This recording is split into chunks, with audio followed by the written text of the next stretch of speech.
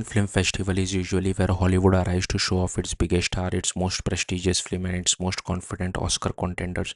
It is a place where legendary directors walk the red carpet, studios spend millions promoting future blockbusters, and audience get their first glimpse at movies that will dominate the award season conversation for the next year. But Cannes 2026 feel very different. This year's festival is missing many of the giant Hollywood production fans expected to see. Massive studio projects like Christopher Nolan's The Odyssey, Steven Spielberg's Disclosure Day, David Fincher's Cliff Booth, and Alexander Inarritu's Digger are nowhere to be found. Normally, movies of that scale would completely dominate the conversation on the French Riviera. Instead, the spotlight is falling on international filmmakers and smaller prestige projects. That doesn't mean Cannes is empty, far from it. Directors like Christian Mungio, Pavel Pawlowski, Nicholas Winding Refn are bringing highly anticipated films to the festivals, while actors like Sebastian Stan, Charles Melton, Sandra Hüller are still helping provide star power. Even the festival jury has major celebrity presence with Demi Moore involved. But compared to previous years, there's clearly less Hollywood dominance than people are used to seeing, and the reasons behind it reveal something important happening inside the movie industry right now. Some major productions simply weren't finished in time for Cannes, but in many cases, studios intentionally decided not to attend. From their perspective, spending millions on glamorous premieres and marketing campaigns may not make sense if those movies won't release for many months. There's also the risk factor. Cannes audience and critics are famously brutal. A negative reaction in France can instantly damage the narrative around a film before general audience can see it. So instead of focusing entirely on red carpets and prestige premieres, Cannes 2026 may end up becoming more important as a business event than a celebrity spectacle. Because underneath all that glamour, Cannes is still one of the biggest film markets in the world. Studios, distributors, and producers travel there to buy films, finance projects, and build future release slates. Executives aren't just looking at completed movies, they are also evaluating script, actor packages, directors, and concepts that haven't even started filming yet. And this year, the market is full of interesting projects trying to figure out what modern audience actually want. There are commercial action films like John Doe from Team Behind the Beekeeper, prestige drama like Woman in the Sun starring Renee Zellweger and Sissy Spacek, and darker thrillers like The Passenger featuring Jeremy Strong.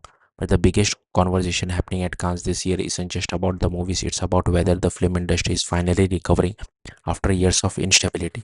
For the first time in a while, there are signs of optimism. The box office is reportedly up more than 20% compared to last year, helped by major hits like Michael, The Devil Wears Prada 2. Theater owners and distributors are finally starting to feel some positive momentum after years of uncertainty caused by the pandemic, streaming wars, and changing audience habit. Still, the recovery isn't happening evenly. That's the real problem studios are facing right now. Some movies become massive hit while others collapse completely. There's a very little middle ground anymore. Smaller films with recognizable stars are still struggling badly at the box office. Recent indie releases featuring names like Sydney Sweeney, Bill Skarsgård reportedly failed to even cross modest global earnings expectation. That's created a much riskier environment for distributors. Executives are now trying to understand a younger audience that doesn't behave like traditional art house moviegoers. Before the pandemic, prestige dramas often targeted older audience who loved slow burning historical films and classic award season storytelling. But younger viewers are now driving many indie success, especially movies that blend genre, create online conversation, or generate viral moments on social media. That's why companies are aggressively chasing projects with shocking concept, bold visuals, horror elements, erotic thrillers, and internet-friendly buzz. Studios increasingly want movies that people immediately text their friends about after leaving the theater. That shift explains why newer projects as Cannes are leaning heavily into genre combination and provocative storytelling. Producers believe modern audience want films that feel culturally loud rather than traditionally important. And while the creative side of the industry is evolving, the business side is becoming even more unstable. There are more distributors entering the market, but many analysts believe a lot of them may not survive long term. Some companies have already spent aggressively on acquisition despite uncertain financial situation, creating fears that part of the indie distribution world could collapse if enough movies failed commercially. Meanwhile, major studio consolidation is changing everything too. Disney's acquisition of Fox already reduced competition among buyers, and now potential mergers involving other major studio could shrink the marketplace even further.